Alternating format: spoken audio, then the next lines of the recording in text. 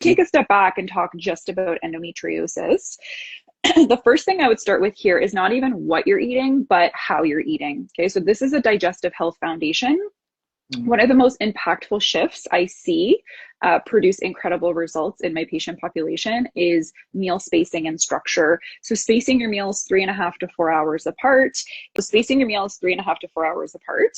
The reason for this is, so there's a few things here. One is something called the migrating motor complex. So we have this peristaltic sweeping wave through the stomach and bowels. It's activated after 90 minutes of fasting.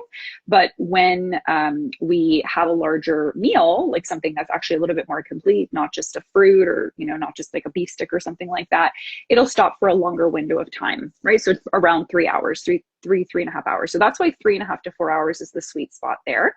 If we're constantly grazing, if we're constantly munching on food between those, the 3.5 to 4 hour gaps, then the MMC, the migrating motor complex, never really has a chance to spring into action. And this is a huge risk factor for things like bacterial overgrowth in the small bowel, bacterial overgrowth in the large bowel, yeast overgrowth, right?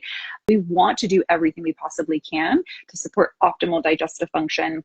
So 3.5 to 4 hours. The second kind of big reason for this is blood sugar balance, right? Assuming that you've had some kind of protein or some kind of a carbohydrate or starch with your meal, that's going to be broken down into sugar. The sugar is going to enter the bloodstream. And then depending on where that source is coming from, you might see a bigger, or how do I phrase this? Because if you're having something with protein or a starch, and then an hour later, you're having again something with like protein or starch, the sugars from that first meal, right? The carbohydrate from that first meal probably hasn't even fully exited your bloodstream at that point. So just imagine like a little jump, like a little mountain in your sugars, right? They kind of dip and then they start to come down. So instead of them dipping and coming down, now you're getting a double dip, right?